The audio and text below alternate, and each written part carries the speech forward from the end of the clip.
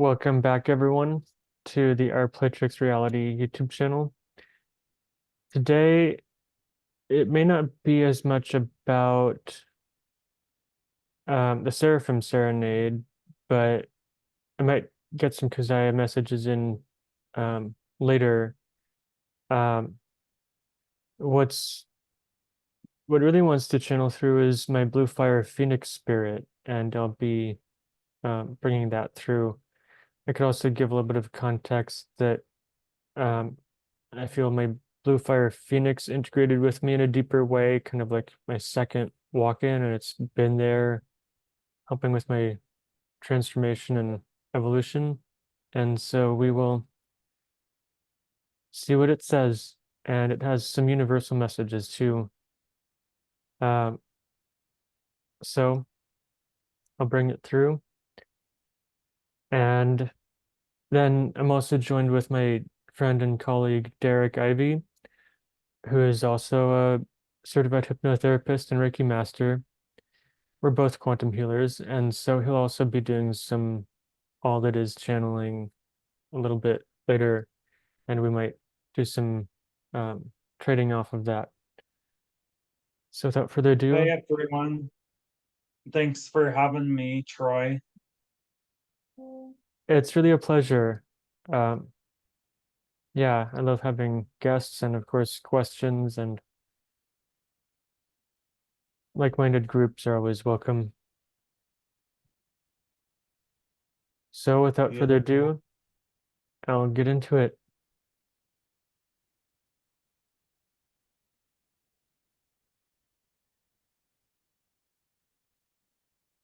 And I would like to extend a second welcome to all who are listening. As Troy has introduced me, I'm a phoenix spirit, especially of blue fire and the blue frequency. And I could say that I'm less of a singular solo spirit and more like an emanation and representation of the archetype of the blue phoenix. And yes, there are um, possible multiple types of phoenixes. And of course, the archetype of the phoenix is less of a physical species on this planet, but has become a symbol as well as a spiritual archetype representing the eternal illusion of life, birth, and death, and also the power of resurrection that is somewhat veiled within that illusion as humans perceive it. And the archetype of the blue fire phoenix, the energy of blue fire is one of a much higher frequency than just red or orange. It is one that unifies more of the physical dimension and physical rebirth, and unifies also the eternity of the spirit world. Such a high frequency, as you'd call it, blue light, does not get drawn down or based out of petty physicality. It is one that somewhat supervises as well as truly has its own operational frequency that requires raising up to, requires original and already existing purification to start to resonate with it. The message of the blue fire phoenix is more of a spiritual and moral and philosophical transformational quality. So up at this frequency, it is much less of a less pain as you would know it up here. It's more like the constant and in some ways required knowing and mastery of many moral lessons in life. It's not about what you own, money. It's not about the minute specifics of how things are made and how things look. It really resonates more with the core and the emanating frequencies of the heart and the mind. And when these two, when these energies are heightened, especially consistency without fluctuation and frequent deviation, then that is when you can start to more frequently, more absolutely know the blessing of the blue fire. And this sort of blue fire energy is just like the phoenix represents transformation. It is, as I said, of a constant knowing of high moral virtues, values, and ways of being. And so, what is required is transformation so that you can get back to and attain the knowing of these frequencies of an evolved state of being. All humans are capable of this, and this is one of the potential goals of the incarnational wheel, as you could call it. And we would also like to clarify that the purpose of incarnation is less of a single purpose. There can actually be many, many pathways and dimensions and ways of incarnating, growing, learning, and many different dimensions, many different worlds, many different purposes, also forms and ways of being that you can specialize in and grow in, evolve in. Eventually, all will lead back to a more purified way of being and frequency that does allow you to return to the source eventually and unify and harmonize with other beings of similar evolution. Just remember that there are many ways and not just one way, and it is all under the one. It is a pleasure to be able to share this wisdom with all who resonate with it. And I'm open to answering questions as I sense there are some. Thank you. That was a beautiful message. And I'd just like to ask, how would a human best handle others in their physical reality that believe they have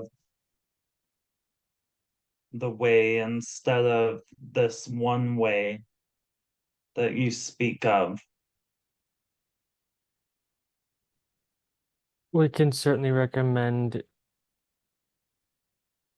the practice of releasing yourself from others and it may not be easy at first, but this is a skill that can be acquired and refined of being extremely impartial when you find yourself in such situations in the presence of perhaps those you call narcissists and those you call very righteous, who truly believe that they have the best way or the only way to do something. Of course, this is a way of edging God out, and it may help to just practice. Once you know the feeling, practice the feeling of being impartial, knowing that, knowing yourself as a very high vibrational light being and soul, and learning the skill of observing another simply for where they're at, and just observing, witnessing, and accepting what they're saying from what they believe, what they've perhaps learned to believe, and consider that that's not you and it doesn't have to control you. And by releasing yourself from their one-sided beliefs, then you are safe from having to get drawn into that. Perfect. That was such a beautiful nugget of what might cause a human to edge God out, so to speak. What what can we learn from that? As to the first part of this question of what might cause a human to, in a way, edge God out, edge others out, is usually the way they're raised and what do you call conditioning. And we understand that there is a fairly common presence of the teachings of self-sufficiency, independence, and relying, doing things mostly on your own a lot of the time, or being able to. And Hmm. this is a cultural teaching of not really embracing the value of accepting the support and accepting the the value of not only the support but the views of others, as most people are not wrong necessarily, if you want to use that word, but that is something that is taught, is to view certain teachings as right, some other ways of doing and being is wrong. And so that is something that has been taught to many, quite usually to their detriment. This can be, of course, unlearned, and souls can get back to the original frequency and ways of being that they were at before they were taught such beliefs. Hmm. Could you please repeat the second part of the question? I think that answered it because the second part was just what can we learn from that? And I think that's what we can learn from that.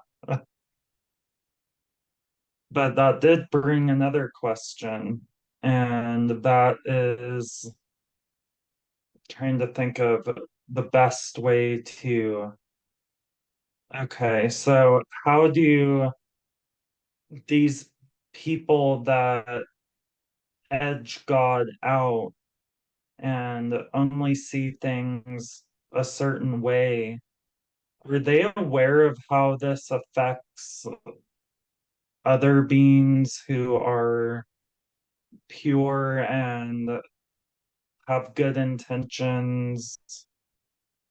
And how do you feel about that?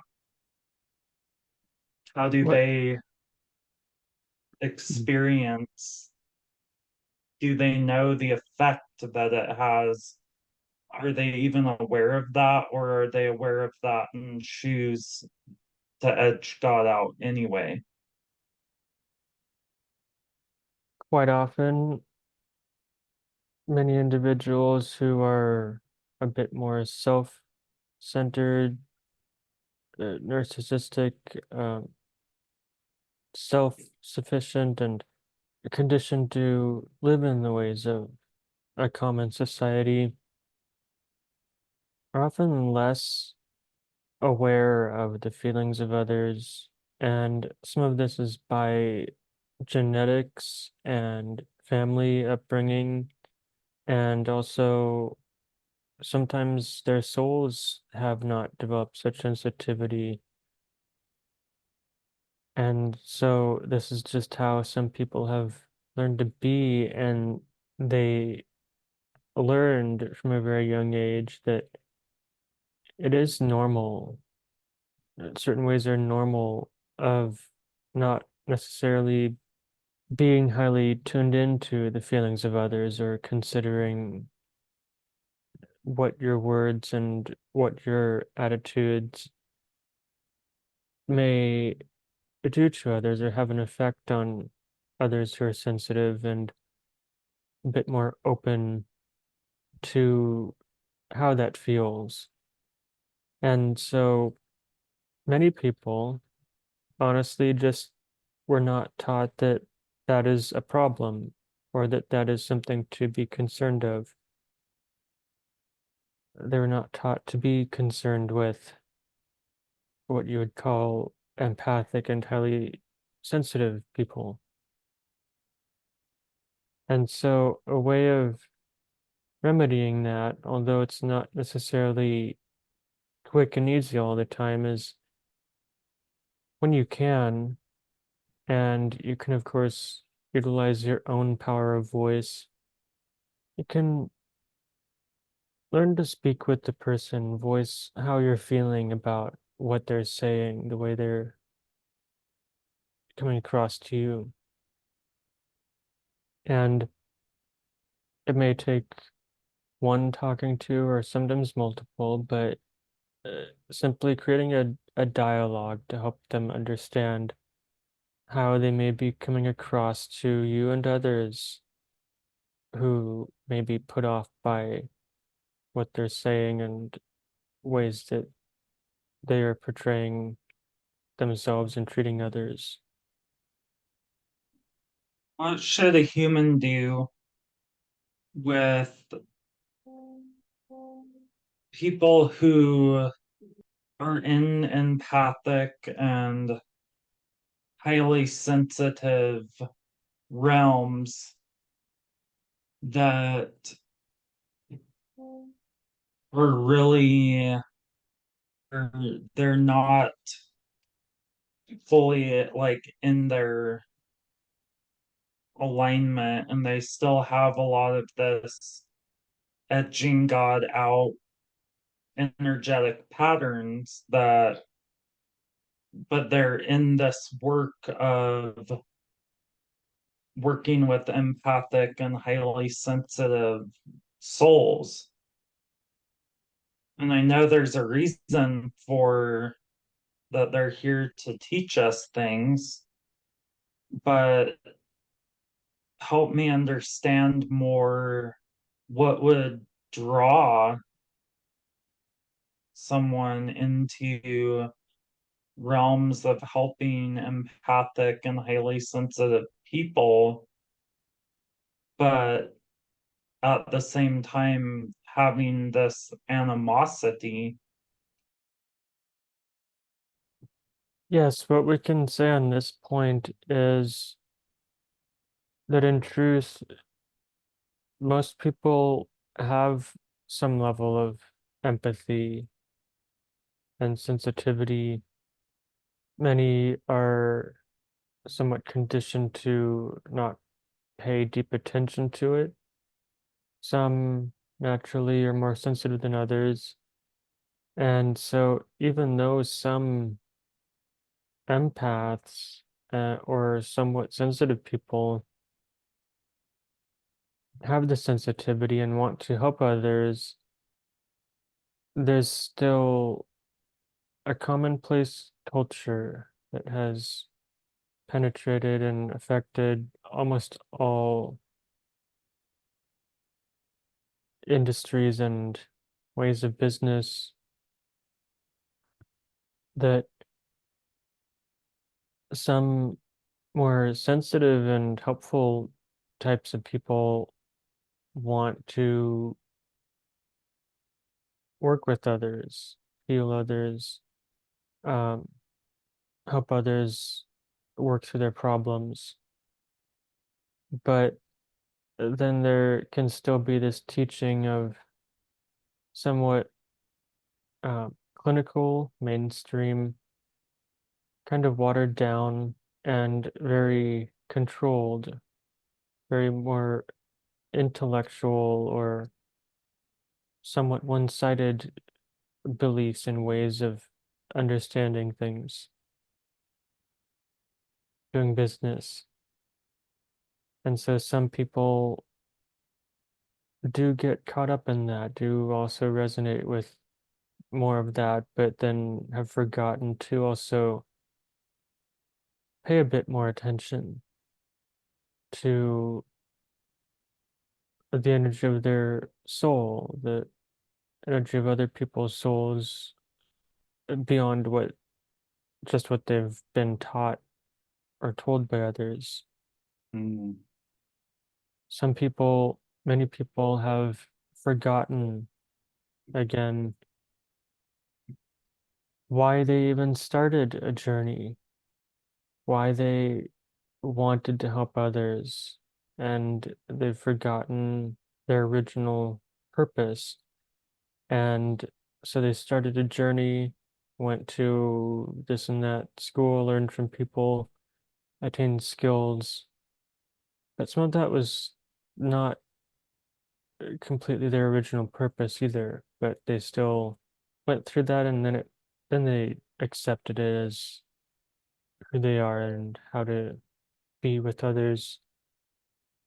And so it is at this point, at this type of development, that a frequency like blue fire does ask to do some of the, as you call it, deep inner work, shadow work, and getting back into touch with your core frequency, your core purpose that may have been forgotten and covered up by layers of teachings of modernized and conventional ideas. And it is that purpose that is much more in alignment with the will of God, the divine, the will that does express through each individual that is alive. Thank you. All just a lot of truth to absorb. My next question is, what can we do as a collective to stop all of the destruction that is happening between humans at this time on our planet? Or maybe not so much stop as resolve the root cause of, and this really includes a wide range of things that are going on right now.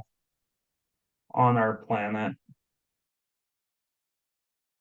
What we can recommend, and from what we are tuning into and detect, can be numerous things, as this is somewhat of a general but important question, as we understand that there is great friction and turmoil and conflict and misunderstandings among many humans at this time. It's less of a cohesive collective and more of a fractalized, fractured collective, as you could Mm-hmm. describe it. And part of what is relevant is our recommendation of the skill of impartial releasing of yourself, especially from individuals and also from what seem to be collective troubles. And that's a starting point from which you can allow yourself to be free and then shift into, in your own heart and energy, the outcome of where you're most useful and how you're most useful in bringing greater unity and cohesion and harmony to others as much as you can in this lifetime. And sometimes that is the most that you can do. And this can take many forms, of course, as you tune into higher vibrational energies and accept them in your energy body as well.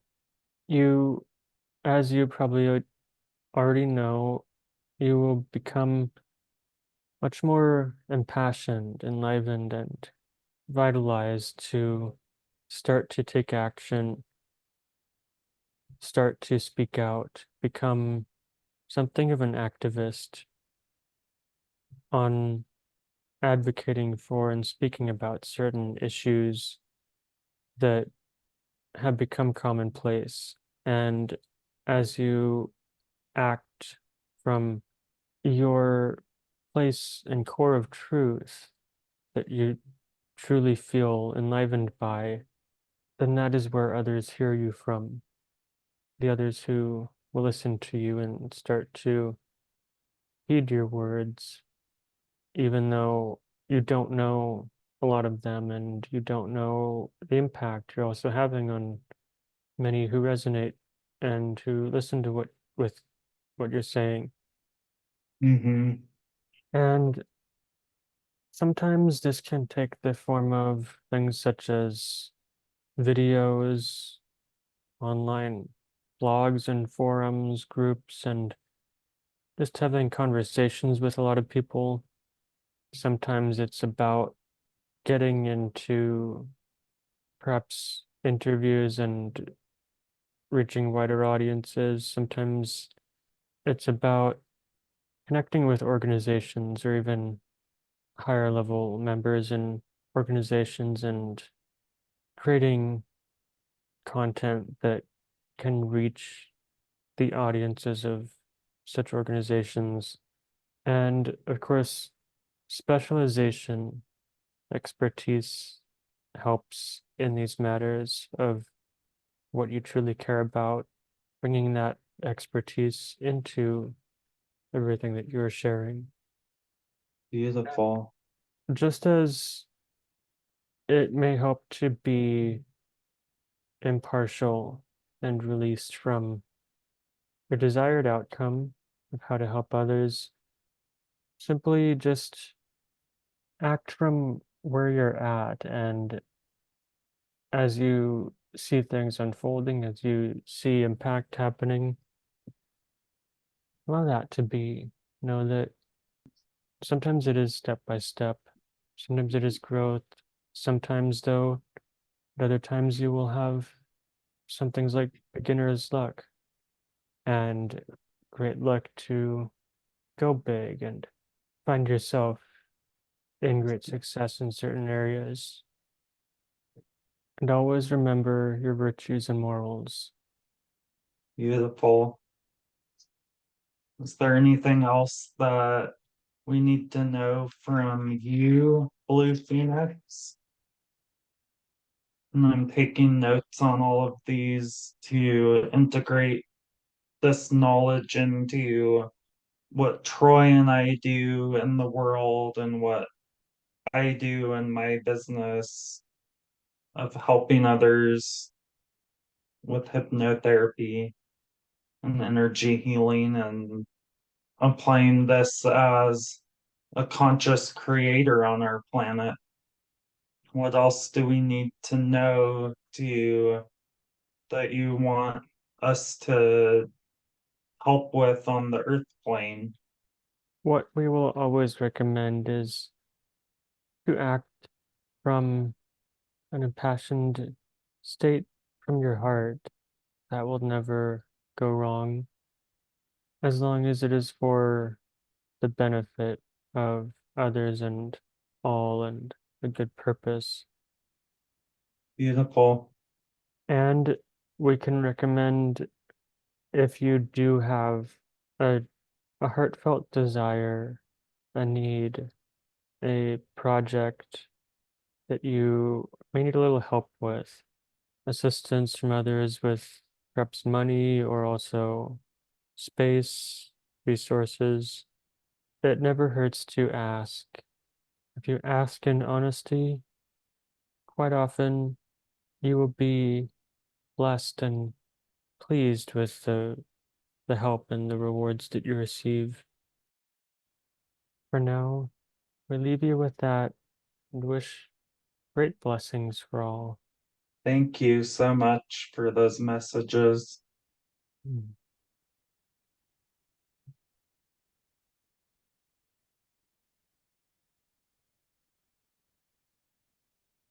That was quite beautiful. Um, Absolutely. Yeah, there was so much that really clicked for me as yeah, those words were being brought through. yeah, those were really great messages and advice that came through. That was really a lot of energy for me Yeah, to be tuned into. it really was. Yeah, that kept my eyes watering. So that's a good sign. Yeah, absolutely. Which I could feel mine were as well. Hmm.